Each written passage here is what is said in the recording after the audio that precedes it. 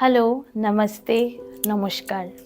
Welcome back to my channel, guys. This is me, Oitri. First of all, I want to clear one thing. It will be first Hindi podcast in my YouTube channel. मैं चाहती हूँ कि मेरी बात सब तक पहुँचे, इसलिए ये कोशिश कर रही हूँ.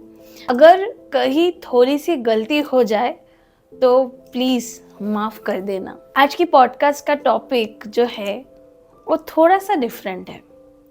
आज का टॉपिक है मैं खुद. थोड़ा सा अपने बारे में बात करूँगी. मैं कौन हूँ, कहाँ से हूँ और मैंने ये सफ़र कैसे शुरू किया. लास्ट पॉडकास्ट में मैंने एक बात बोली थी कि एक दिन मैं ज़रूर शेयर करूँगी कि पॉडकास्ट करना मैंने सडनली क्यों शुरू किया, और ये भी कि मैं घरबंदी उस वक्त क्यों हो गई थी. शुरुआत में मैंने सोची थी ये सब बातें पर्सनल रखूंगी, शेयर नहीं करूंगी सबके साथ, लेकिन फिर एक दिन लगा व्हाई नॉट. और अगर मेरी कहानी किसी एक इंसान को भी इंस्पायर कर सके तो दैट्स एनफ फॉर मी. और भी एक बात है, शेयर करने से ना मन हल्का होता है. और हाँ, कुछ so called close peoples, relatives भी है जिन्हें शायद कुछ सवालों का जवाब मिलना चाहिए. So today I am going to speak my truth, raw, real and fearless. सबसे पहले मैं ये बताना चाहती हूँ कि मैंने पॉडकास्ट अचानक क्यों शुरू किया. एक्चुअली मैं अपने YouTube चैनल पे पहले डांस वीडियोस बनाती थी. Because when you are a dancer, that's the first thing that comes to your mind. Dance video बनाओ, अपलोड करो. थोड़ा ब्लॉगिंग भी करती थी कभी कभी, जस्ट फॉर फन. अभी भी शायद ढूंढूंगी तो बहुत क्लिपिंग्स मिलेगा, बट एडिट नहीं कर पाया. तब theatre, video shoots, personal engagements सबको मिलाकर इतनी बिजी थी. एक तरफ स्ट्रगल चल रही थी कि नहीं कंटिन्यू कर पाई यूट्यूब को. पॉडकास्ट का आइडिया एक्चुअली बहुत पहले से था. उस टाइम जब कलकत्ता में शायद किसी ने ये कॉन्सेप्ट को उतनी एक्सप्लोर भी नहीं किया था. पर उस टाइम मैं शायद उस फेज में नहीं थी, ना इतनी मैच्योर, ना इतनी प्रैक्टिकल. आज जो ओई3 आप सुन रहे हो वो कम्प्लीटली डिफरेंट है इस लड़की से जो तब थी. तब सिर्फ सपने थे, अब उन सपनों को समझने की नज़रिया है. जब लॉकडाउन चल रहा था उस टाइम मेरी लाइफ का बहुत ही टफ फेज स्टार्ट हुआ. कुछ सीरियस फिजिकल हेल्थ इश्यूज के वजह से मुझे डांस छोड़ना पड़ा. डॉक्टर्स ने मेरी स्पाइन प्रॉब्लम्स डिटेक्ट किया and they were quite major. बहुत कुछ फेस करके, बहुत प्रॉब्लम रहकर भी मैं डांस को कंटिन्यू कर रही थी. उसका बाद फिर ये सब प्रॉब्लम. आज भी मैं उन्हीं प्रॉब्लम से स्ट्रगल कर रही हूँ. डॉक्टर्स ने क्लियरली बोल दिया था अभी you are so young, surgery is not possible. तुम्हें प्रॉपर फिजियोथेरेपी, एक्सरसाइज, मेडिसिन के ऊपर रहना होगा. अभी के लिए तुम जो जो करते हो, specially dance and bike riding, long drive, फिलहाल सब कुछ स्टॉप रखने के लिए बोला. That time I was just blank, I was numb. जो चीज़ मैं सबसे ज़्यादा लव करती हूँ उन सब से मुझे डिटच रहना पड़ेगा, सब कुछ छोड़ना पड़ेगा. Dance not possible. Scholarship, doctor said don't even think about it, क्योंकि बहुत रिवाज करना पड़ता है क्लासिकल डांस में. मेंटली ठीक रहना पड़ता है, हेल्थ ठीक रहना चाहिए, डेडिकेशन होना चाहिए. डांस पाना मेरे लिए मेंटली ब्रेकडाउन जैसा था. ऑलरेडी लॉकडाउन, ऊपर से full bed rest. I went through a really dark and depressed zone and also cheated from many people. मुझे पता है तुम में से भी काफ़ी लोगों ने उस वक्त कुछ ना कुछ टफ फेज से गुजरे हो, बहुत मुश्किलों के बाद धीरे धीरे वापस बाउंस बैक किया, नया काम शुरू हुआ, एक न्यू जर्नी स्टार्ट हुई। मैंने अपने माइंडसेट को स्ट्रॉन्ग किया और फिर से सीखना शुरू किया। इतना कुछ होने का बाद भी गिव अप नहीं किया। मैंने पेन के साथ भी डांस किया, और अगर मेरी गुरु और मेरी माँ का सपोर्ट नहीं होता तो मैं शायद कभी वापस खड़ी भी नहीं हो पाती। एंड वन मोर थिंग, मैं बाउंस बैक भी नहीं कर पाती, मेरी पार्टनर मेरी साथ नहीं रहता। तो बहुत लोग तब सीखना चाहते थे। मेरी मेन फॉर्म है कथक, जो मैं सीखती थी, पर क्लासिकल डांस कोई इजी चीज़ नहीं है। तुमको आता है, कुछ स्टेज किया, इसलिए तुम्हें बोल रहा है सिखाने के लिए, तुम सिखाना भी स्टार्ट कर दे रहे हो। ये कोई ऐसी ही शुरू कर देने वाली चीज़ नहीं है जैसा अब कुछ लोग करते हैं। Hats off to those who are trying. फिर आता है 2023 अगस्त का फेज। मेरी माँ को एक एक्यूट अटैक आता है। वो ऑलरेडी मेजर COPD पेशेंट है, तो सब बहुत पैनिक में आ गए। तब उन्हें हॉस्पिटल में एडमिट करना पड़ा। 2-3 दिन तक डॉक्टर से प्रॉपर अपडेट्स भी नहीं मिल रहे थे, और फिर मैंने पूरी रिस्पॉन्सिबिलिटी लेकर बॉन्ड में साइन करके उन्हें हॉस्पिटल से डिस्चार्ज करवा लिया, completely on my own risk. उस वक्त फैमिली से मुझे कोई इमोशनल या डिसीजन मेकिंग सपोर्ट नहीं मिला।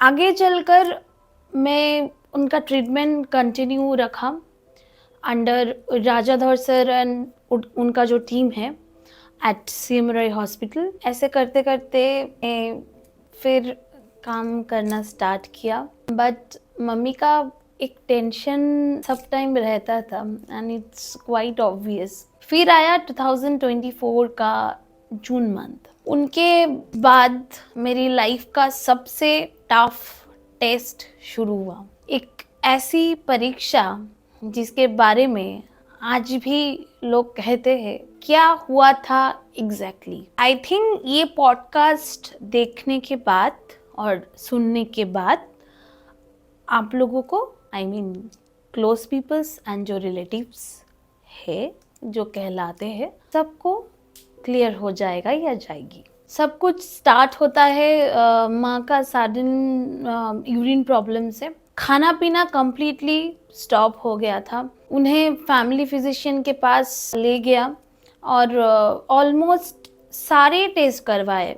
अल्ट्रासोनोग्राफी मतलब EVSG में गॉलब्लैडर स्टोन सस्पेक्ट किया गया, लेकिन वो प्रॉपरली विजिबल नहीं था।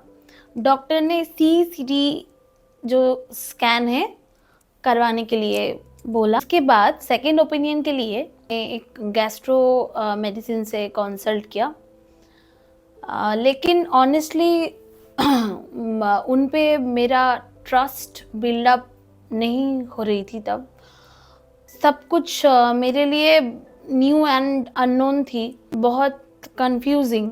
फिर मेरी डांस टीचर से बात हुई, इस बारे में बात हुई, तो उनके थ्रू मुझे एक और डॉक्टर का नाम मिलता है, डॉक्टर पंकज कुमार सोनर सर, गैस्ट्रो सर्जन। मैं उनका कॉन्टैक्ट नंबर ढूंढने लगी, डिफरेंट हॉस्पिटल्स में कॉल किया।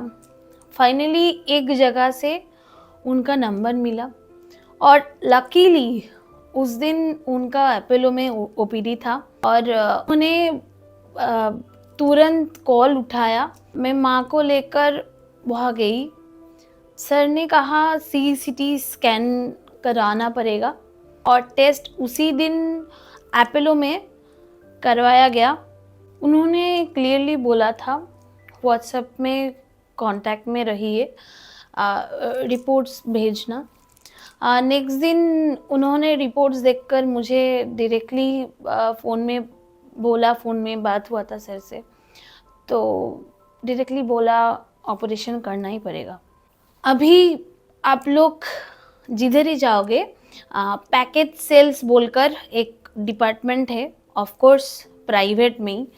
आई थिंक गवर्नमेंट हॉस्पिटल में ये सब नहीं रहता है, फिर भी I am not sure, but I am so lucky कि डॉक्टर ने बहुत बहुत कुछ गाइड किया। So after those staff formalities फिर आया 21st of June 2024, first operation date. First क्यों, ये भी शेयर करूँगी थोड़ी देर में। ये डेट शायद मैं कभी भूल नहीं सकती, ना सिर्फ डेट बल्कि पूरे 6 मंथ की जो जर्नी है, जो इसी दिन से शुरू हुई थी। इसलिए ये दिन मेरे लिए एक्स्ट्रा भयानक है। फर्स्ट ऑपरेशन था कोलियोसिस्टेक्टोमी। एक बहुत हेवी मेडिकल टर्म जो उस वक्त मेरे समझ के बिल्कुल बाहर था। लगा जैसे कुछ भी समझ नहीं आ रही है, लेकिन आज इतने कुछ देखने के बाद थोड़ा थोड़ा समझ में आने लगा है। कोलियोसिस्टेक्टोमी का मतलब होता है गॉल ब्लैडर को सर्जिकली रिमूव करना। बेसिकली जब गॉल ब्लैडर में इन्फेक्शन, स्टोन या कोई और कॉम्प्लिकेशंस जो डेंजर क्रिएट कर सकता है, तब ये सर्जरी की जाती है। उस दिन से मेरी ज़िंदगी एक नई डायरेक्शन में चली गई थी। ये नहीं बोलूँगी अब सब कुछ नॉर्मल है। 6 घंटे का ऑपरेशन होने का बाद फाइनली हमें ऊपर से कॉल आता है। हम सब नीचे वेट कर रहे थे और उस वक्त मेरे अंदर क्या चल रहा था वो शब्दों में एक्सप्लेन करना इम्पॉसिबल है। I kept thinking, why are not they calling us? It was already 3 PM. So इतना टाइम हो गया, फिर भी कॉल नहीं आ रहा था। फाइनली एक कॉल आया, पेशेंट के घर से किसी भी 2 लोगों को ऊपर बुलाया। ऑनेस्टली उस मोमेंट में मैं सिर्फ अपने पार्टनर पर ही भरोसा कर पा रही थी। तो हम दोनों ऊपर गए। डॉक्टर ने पहले हमें उनके चेम्बर में बुलाया। He said operation was successful, she is under observation now. फिर उन्होंने स्लोली बोला coated, but I M suspecting it might be malignant and also इसका 95% चांसेस है।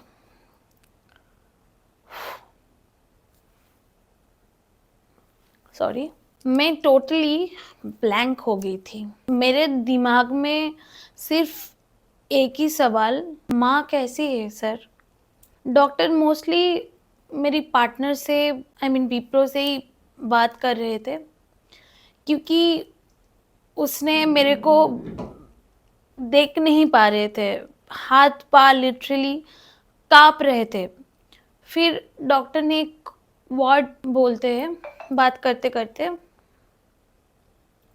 कैंसर, एक लाइन बोला था, उसमें एक वर्ड था जो मैंने दैट वर्ड, मैं बस उनकी तरफ एक दृष्टि से ताक रही थी। आंखों में बस पानी था और डॉक्टर भी एक सेकंड के लिए चुप हो गए। उन्हें भी समझ नहीं आया कि मुझे क्या बोलना चाहिए। उन्होंने बस इतना कहा, बी पॉजिटिव, होप रखिए, बायोप्सी रिपोर्ट के लिए वेट कीजिए। माँ का लंग्स इतने वीक थे और मेरी दिमाग में हर वक्त नेगेटिव थॉट्स घूम रही थी। डॉक्टर्स के रूम से बाहर आना मुश्किल हो गए थे तभी मेरी एल्डर सिस्टर कम मेरी बहुत ही क्लोज फ्रेंड मधुबन थी, जिसके बारे में ना बोलूँ तो कहानी अधूरी रह जाएगा। वो भी हॉस्पिटल आ गई मेरे लिए। उसकी पापा, मेरी जेठू ताऊ जी, खुद बहुत फाइट कर रहे थे, फिर भी वो मेरे लिए भाग के हॉस्पिटल आई थी।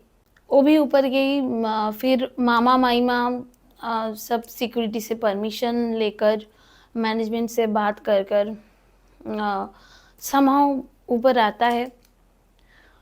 मुझे डॉक्टर के चेम्बर से बाहर लाते हैं, कोशिश करते हैं मुझे इमोशनली स्टेबल करने की, क्योंकि मुझे ओटी के बाहर भी जाना था, मुझे उधर रुकना था। वहीं से कॉल आया था, बोला गया पेशेंट की बेटी का नाम लिया गया है, इंश्योर कीजिए वो प्रेजेंट हो। सिस्टर, जूनियर डॉक्टर्स, वो सब लोग जब माँ को ओटी से निकलकर एमआईसीयू ले जा रहे थे, तभी हमें एक छोटी सी झलक मिलती है। माँ पूरी तरह अनकॉन्शियस थी। हार्डली 30 मिनट्स पहले उनका सेंस रिटर्न हुआ। पेट के चारों तरफ ऑक्सीजन मास्क, ब्लड मार्क्स, इतना बड़ा ऑपरेशन था तो ऑब्वियस था। माँ का फेस ना पूरा छोटा हो गया था। बोला, मैं हाथ पकड़ के बोली, मैं बंगाली में बोल रही हूँ, माँ তুমি একদম सेफ, ऑपरेशन सक्सेसफुल, 2 दिन रेखे ছেড়ে देवे। उनकी आंखों में आंसू आ गया उस वक्त भी, पर मैंने बाहर नहीं आने दिया। मैं अभी भी ट्राई कर रही हूँ नो, क्योंकि मेरी मम्मी भी ये पॉडकास्ट देखेगी, तो जब देखेगा कि पॉडकास्ट करते करते ऐसा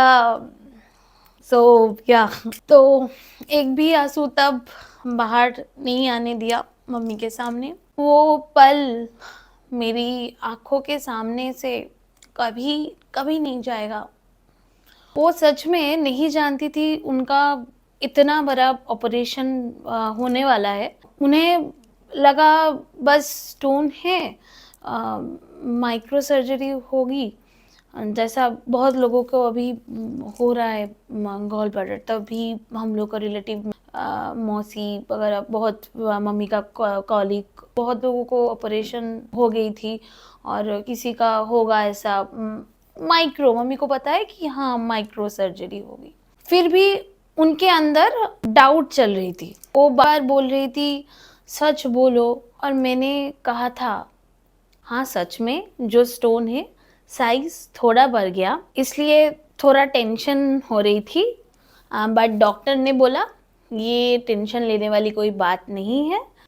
इसके बाद जब मैंने ये मम्मी को जब ये बोली, she just smiled and said मैं ठीक हो जाऊंगी, तू टेंशन मत ले। तो उस दिन से माँ का लड़ाई शुरू हो गई थी, साथ में मेरी भी।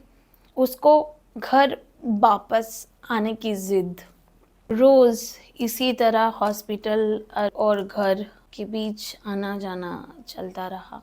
23-26 दिन तक ऐसा चल रही थी। सेकेंड डे जब गया, माँ कुछ बोल नहीं रही थी। तब घर वालों के साथ फ़ोन में बात हुआ तो उन्होंने कहा टेंशन मत ले, इतना बड़ा ऑपरेशन हुआ है, थोड़ा टाइम लगेगा ठीक से होश आने में, 2-3 दिन लगेगा।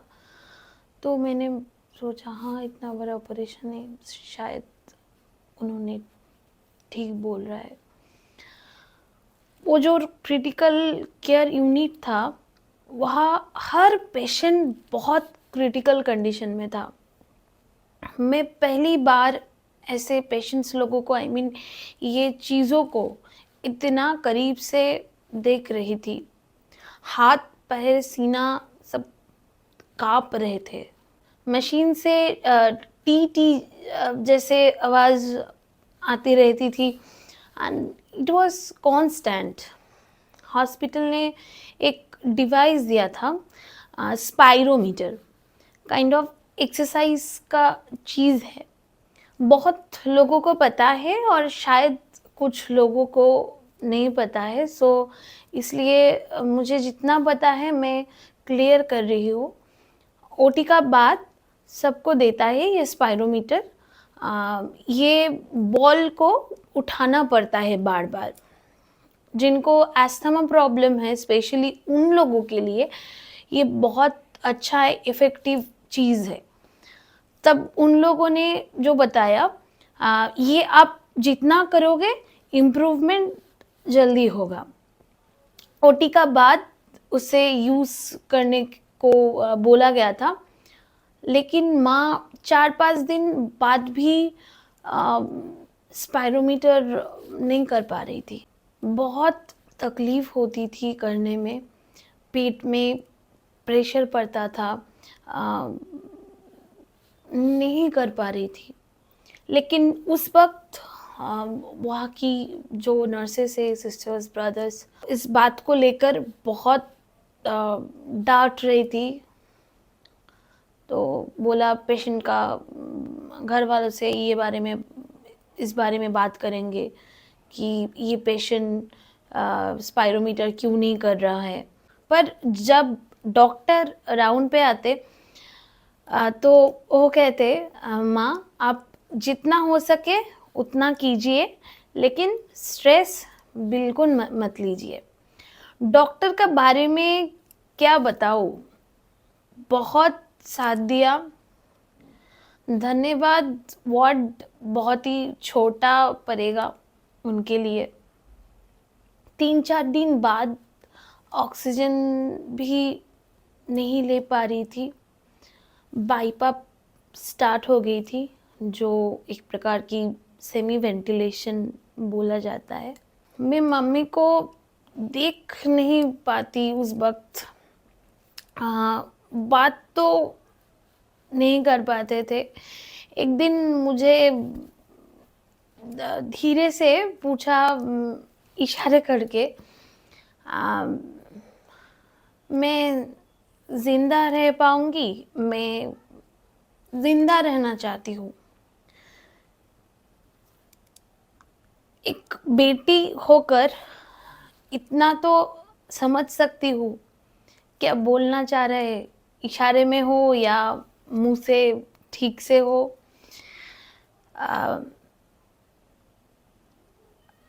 एक ही बात मैं सबको बोलना चाहती हूँ, वक़्त मिलेगा तो माँ पापा को प्लीज़ टाइम देना थोड़ा।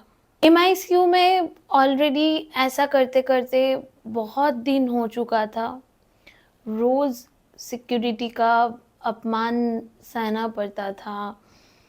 माँ को सिर्फ़ दूर से दिखना अलाउड था। बस वही रूटीन चल रहा था। ना कोई प्रॉपर रिकवरी दिख रही थी। और दूसरी तरफ कांस्टेंट टेंशन, रिपोर्ट कब आएगा और उसमें क्या मिलेगा। सैटरडे था, मैं माँ को हॉस्पिटल से देख के घर आई। बड़ो माँ, आई मीन मेरी काली माँ। तो काली माँ को जाकर बहुत गुस्से से मैं एक ही बात बोली, माँ तुम मुझे एक कंक्लूजन दो। मेरी माँ इतने दिनों से हॉस्पिटल में इतने दर्द सह रही है, ना कोई रिकवरी, ना ही कोई गुड न्यूज़। क्या चाहते हो तुम? अगर मुझे मेरी माँ से अलग करना है तो ले जाओ। हाँ, मतलब मैं ऐसे ही बोली थी उस वक्त। पर उसके बाद तुम्हारा चेहरा भी मैं नहीं देखना चाहती, और वापस देना है तो कल के अंदर एक क्लियर साइन चाहिए मुझे। मैं माँ को ले जाकर तुम्हारे पास तुम्हारी पूजा करने जाऊंगी। इनफैक्ट माँ के लिए मैंने उसी दिन मन्नत भी मांगी थी। नेक्स्ट दिन संडे था।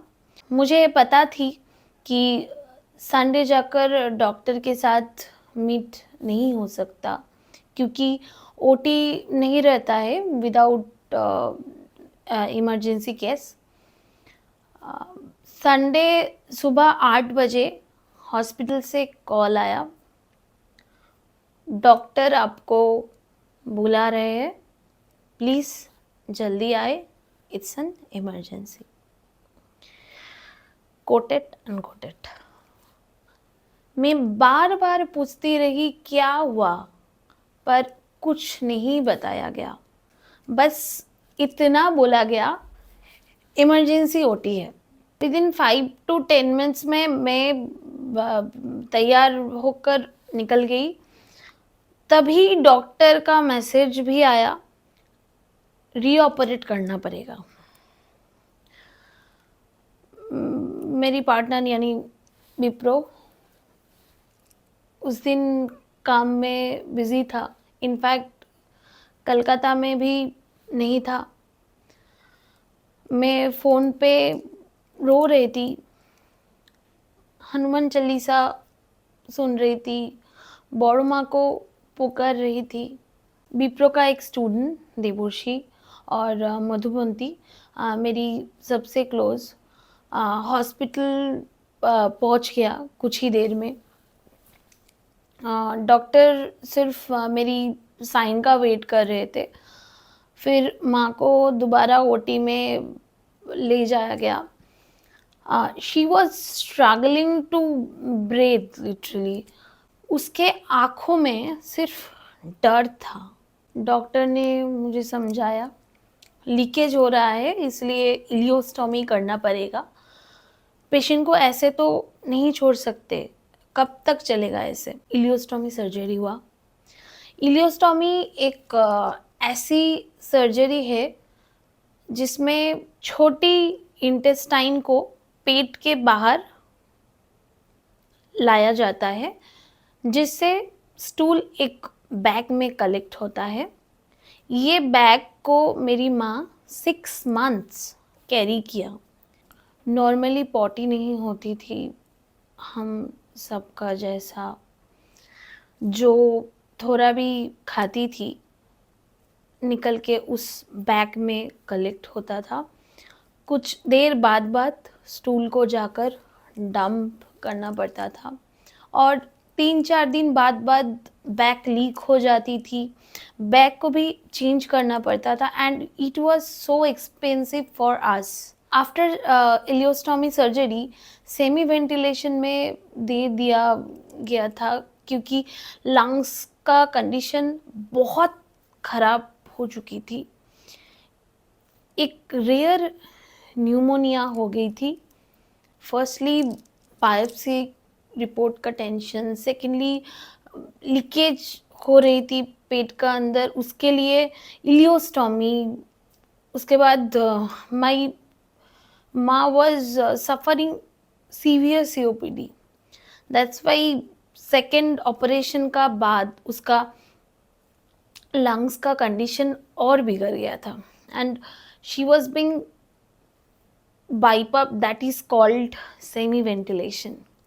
And the most important thing जिसके लिए हम लोग सर्वाइव करते हैं, खाना एंड खून यानी फूड एंड ब्लड। इतना टफ ऑपरेशन का बाद फूड अलाउड नहीं थी एंड खून में हीमोग्लोबिन का मात्रा कम हो रही थी। इस सब के बाद भी मेरी सो कॉल्ड रिलेटिव्स, बहुत क्लोज रिलेटिव्स को भी मैं मेरे साथ एंड मेरी माँ के साथ क्या हो रही थी डिटेल्स में नहीं बोल पाई। उन लोगों के साथ बात ही नहीं हो पाई इस बारे में। इसलिए मुझे हर दिन, हर सुबह, हर शाम को बहुत कुछ फेस करना पड़ा। They actually didn't understand my situation, my position and how much my mom is important for me. Only मेरी मामा माइमा, मेरी भाई, मेरी दीदुन मेरे साथ कांटेक्ट में था। They support me as in जो सपोर्ट मुझे मेरी घर वालों से मिलने वाली थी वो मुझे सिर्फ उन लोगों से ही मिली। देन और कुछ दिन बाद डिस्चार्ज करके लेके आया, बट डॉक्टर ने तब स्ट्रिक्टली बोल दिए थे हॉस्पिटल का आसपास रहने के लिए। कभी भी फिर से हॉस्पिटल में एडमिट कराना पड़ सकता है। उन्होंने कहा अभी तो जंग शुरू हुई है। सो ये 6 मंथ्स के अंदर बहुत कुछ हुआ। डिस्चार्ज होने के बाद बहुत दिन नर्सिंग केयर में उनको रखना पड़ा। मैं खुद नर्स बन गई थी तब। एंड मेरी पार्टनर विप्रो हर दिन मेरे साथ दिया। कोई प्रोफेशनल नर्स नहीं हायर किया था। डॉक्टर का गाइड में घर पे ही पूरा ट्रीटमेंट चला। क्यों मैंने प्रोफेशनल नर्स नहीं रखा, ये थोड़ी सी शेयर करती हूँ। माई माँ was unable to eat heavy foods. She was in liquid diet. As I already told, after 2 operations मेरी माँ malnutrition से सफ़र कर रही थी। सो मुझे फ्रॉम द मॉर्निंग 5 AM से स्टार्ट करना पड़ता था उनके लिए लिक्विड खाना। मुझे मेडिसिन्स भी डास्ट करके लिक्विड खाने के साथ मिलाकर देना पड़ती थी। मोस्ट टफ थिंग जो मेरे लिए थी, माँ ये सारा खाना मुंह से नहीं ले पाती थी। There was an liquid food bag जिसमें हम लोग लिक्विड डालते थे एंड एक फीडिंग पाइप जो पेट से बाहर निकला हुआ था उससे कनेक्ट कर देते थे। And as by the doctor guidance we have to observe and slowly maintain the speed for 2 hours। ऐसा दिन में 4-5 बार करना पड़ता था। तभी मेरी माँ को बहुत सारी और चीज़ सफ़र करना पड़ा, क्योंकि एक एनजी ट्यूब मेरी माँ का नाक से होकर पेट तक चला गया था। उसमें से स्टोमक लिक्विड निकलता था एंड एक बैग में स्टोर होता था जो हमें हर दिन डॉक्टर को मैसेज करके भेजना पड़ता था। डॉक्टर ने बोला था एनजी ट्यूब में स्टोमक लिक्विड का अमाउंट अगर कम हो जाता है तो ट्यूब को निकलना पड़ेगा। जब मैंने एक एक्सपर्ट को बुलाकर एनजी ट्यूब को बाहर निकाला, उसी दिन मेरी माँ को वॉमिटिंग स्टार्ट हो गई थी and it was not stopping. And after doctor giving her medicine, जब वॉमिटिंग स्टॉप नहीं हुआ, we have to put NG tube bag into stomach again and as on Ringer's lactate, जिसे हम सलाइन वाटर बोलते हैं, वो स्टार्ट कराना पड़ा because my mom was seeking weakness. एक बार फिर से एडमिट भी करना पड़ा। अब विप्रो चेन्नई में था, उसका माँ को लेकर, यानी मेरी और एक माँ at Apollo Hospital. Suddenly I have to admit Ma again in hospital as I was unable to take care of her alone. Doctor said her potassium level was extremely down. That's why she was suffering weakness and vomiting. उस वक्त विप्रो का absence में उनका student Shreya और इंदम मेरी साथ में थी।